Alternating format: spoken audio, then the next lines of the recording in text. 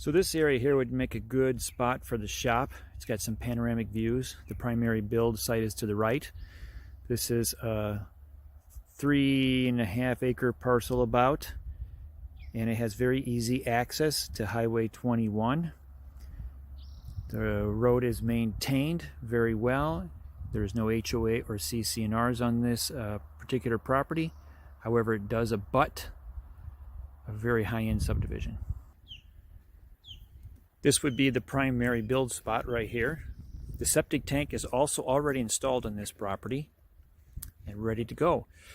Power is just across the street. And if you look down there, you can actually see part of Moore's Creek. So on the rim from this property, you have a beautiful view overlooking Moore's Creek.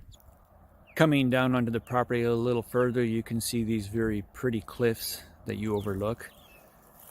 And you have a beautiful treed, forested area across the way, up the canyon.